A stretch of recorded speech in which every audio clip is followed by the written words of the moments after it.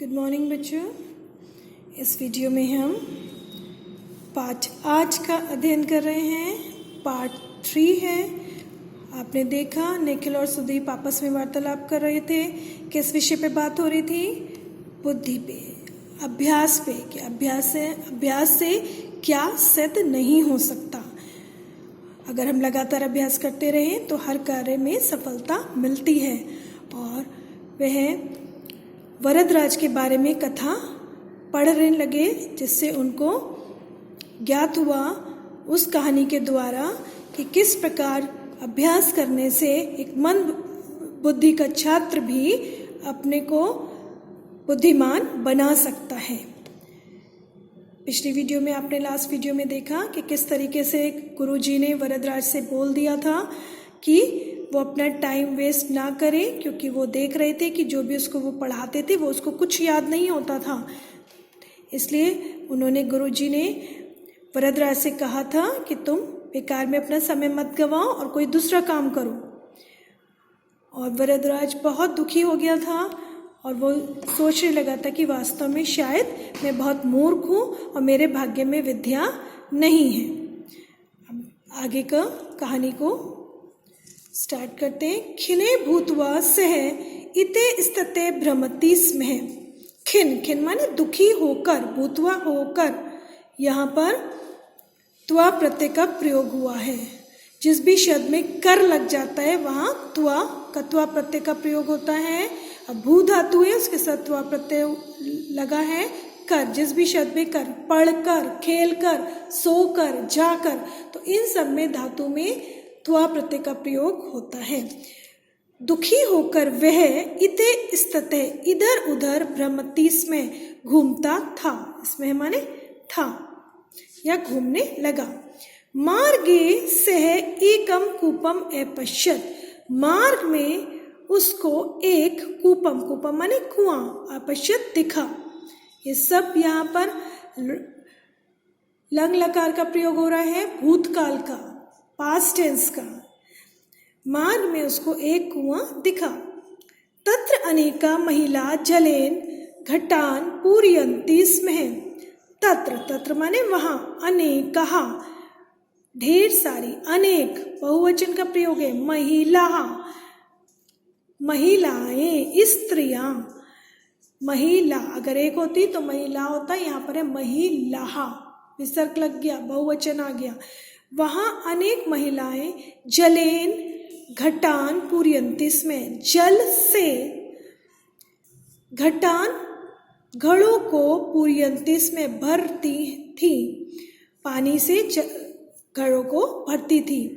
तहा महिला यस्याम शिलायाम घटे स्थापित्वा जलम पूरयन्ति स्म तत्र एक है गर्थ है अभवत। तहा माने वे सब कौन? महिलाओं के बारे में बात हो रही है। बहुवचन, जब ढेर सारी महिलाएं या स्त्रियां या लड़कियां होती हैं तो उनके लिए तहा का प्रयोग होता है। वे सब महिला यस्याम माने जिस, शिलायाम पत्थर, जिस पत्थर पर घटम घड़ा स्थापित्वा रखती थी, जलम पूरयन्ति रख कर, स्थापित्वा त्वा का प्रयोग हुआ है, रख कर जल भरती थी। तत्र वहां एक गर्त बोलते गड्ढे को, वहां एक गड्ढा हो गया था। वो देख रहा था कि बहुत सी महिलाएं जल भर रही थी अपने घड़ों में, और वो महिलाएं जिस पत्थर पर घड़े को रख कर जल भरती थी वहां एक गड्ढा हो गया था। एतत् दृष्ट्वा, ये देखकर सह अचिंत्यत, वह सोचने लगा, यदि मृतिका घटेन शिलायाम गर्ते अभवत।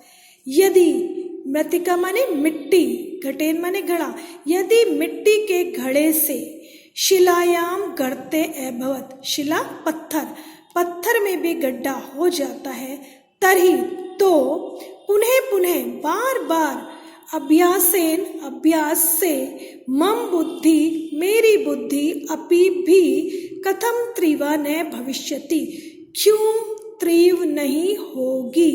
यहाँ पर भविष्यत काल का प्रयोग हुआ है। जहाँ भविष्यत काल होता है वहाँ क्षति क्षते शंति का प्रयोग हो जाता है। तो वो सोचने लगा, जब मिट्टी के घड़े से इस पत्थर में भी गड्ढा हो सकता है, बार बार स्त्रियां लाके अपना वहाँ घड़ा रखती हैं और उस स्थान पर, एक ही स्थान पर घड़ा बार बार रखने से उस शिला में, उस पत्थर में भी गड्ढा हो गया, तो बार बार अभ्यास करने से मेरी बुद्धि भी क्यों तीव्र नहीं होगी। एतत् विचार्य, यह सोचकर सह पुनः आश्रम अगच्छत्, वह दोबारा से आश्रम आ गया। विद्यालभाय निश्चयं कृत्वा सह परिश्रमेण अपठत्, विद्या को पाने के लिए, विद्या लाभाय, लाभाय माने पाना, विद्या को पाने के लिए जिस भी शब्द में लिया आता है उसमें चतुर्थी विभक्ति का प्रयोग होता है। विद्या को प्राप्त करने के लिए, पाने के लिए निश्चय करके वह परिश्रम से पढ़ने लगा। उसने सोच लिया कि मैं बहुत अभ्यास करूंगा और विद्या को प्राप्त करके रहूंगा। उसको किस चीज से शिक्षा मिली? एक मिट्टी के घड़े से, कि मिट्टी का घड़ा जब पत्थर पे बार बार रखा जा रहा है तो उसने पत्थर में भी गड्ढा कर दिया, तो मैं अगर पुनः बार बार अपने पाठ को याद करूंगा तो क्यों नहीं मेरी बुद्धि तीव्र होगी। उससे उसने शिक्षा ली एक मिट्टी के घड़े से और विद्या को प्राप्त करने का निश्चय करके वह परिश्रम करने लगा। एवं कालेन सह संस्कृतस्य महान पंडित भूत्वा सह पाठिनां गुरुजनानां च स्नेह पात्रम अभवत्। एवं इस प्रकार कालीन समय बीतने पर वह संस्कृत का महान पंडित होकर अपने सहपाठियों के साथ और गुरुजनों का स्नेह का पात्र हो गया। जब उसने बहुत परिश्रम किया और परिश्रम करके उसने बहुत विद्या को प्राप्त कर लिया और बहुत समय, इस प्रकार से समय बीतने पर उसको लगातार अभ्यास करता रहा और वो संस्कृत का बहुत महान पंडित होकर अपने सहपाठियों और गुरुओं का स्नेह का पात्र हो गया।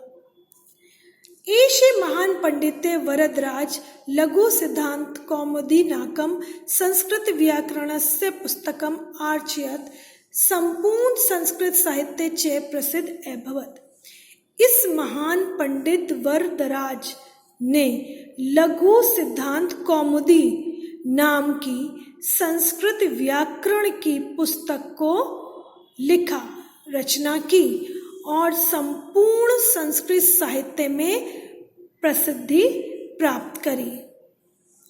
उन्होंने कौन सी साहित्य लिखा? लघु सिद्धांत कौमुदी नाम का संस्कृत व्याकरण, जिसमें सारा व्याकरण है संस्कृत का, वो पुस्तक उन्होंने उसकी रचना की और पूरे संस्कृत साहित्य में प्रसिद्धि को प्राप्त किया। अतः सिद्धम, इसलिए यह सिद्ध हो गया, इस बात का बिल्कुल प्रूफ हो गया, अभ्यासेन किम न सिद्ध्यन्ति, कि अभ्यास से क्या नहीं सिद्ध हो सकता। जिस विद्यार्थी को, जिस शिष्य को गुरुजी ने कह दिया था कि तुम्हारे विद्या तुम्हारे बस का नहीं है, तुम कुछ और कार्य को देखो, परंतु उसने अपने मन में दृढ़ निश्चय किया और उसको शिक्षा मिली, एक मिट्टी के घड़े से उसको इंस्पिरेशन मिली कि जब ये मिट्टी का घड़ा, जो कि एक ठोकर लगने पे भी टूट सकता है, उस मिट्टी के घड़े से इस पत्थर में भी गड्ढा हो गया लगातार पानी भरने से, तो मैं भी अगर अभ्यास लगातार करूं, लगातार अपने पाठ को याद करूं जो मुझे गुरुजी ने दिया है, तो मैं भी बुद्धिमान हो सकता हूं, मेरी बुद्धि भी तीव्र हो सकती है। और जब उसने दृढ़ निश्चय कर लिया तो वो बहुत बड़ा संस्कृत का पंडित बन गया। उसने कितनी व्याकरण की, साहित्य की रचना करी जो कि हम आज पढ़ते हैं। तो इस प्रकार बच्चों, अगर आप भी लगातार अपने पाठ को याद करते रहेंगे, उसका अभ्यास करते रहेंगे, जो भी टीचर्स ने आपको पढ़ाया है, ये नहीं कि एक बार पढ़ लिया और बस खत्म, छुट्टी, जब एग्ज़ाम हुए तब याद करेंगे। अगर आप जब एग्ज़ाम होंगे तब याद करेंगे तो क्या होगा, वो थोड़े समय के लिए आपके दिमाग में रहेगा जिस समय आपने याद किया, और जब आप एग्ज़ाम देने बैठोगे तो वो सब भूल जाते हैं, मिक्स हो जाता है। क्योंकि आपने उसका अभ्यास नहीं करा, लगातार आपने उसको पढ़ा नहीं। जो चीज़ हम लगातार करते हैं वो हमेशा हमारे बुद्धि में रहती है, हम उसको देर तक याद कर सकते हैं। इस प्रकार से वरदराज ने अपनी बुद्धि को लगातार अभ्यास से अपनी बुद्धि को तीव्र करा। ये आप लोग के लिए भी शिक्षा है, इसलिए लगातार अभ्यास करिए, लगातार पढ़िए, जिससे आप भी अच्छे नंबरों से पास हो।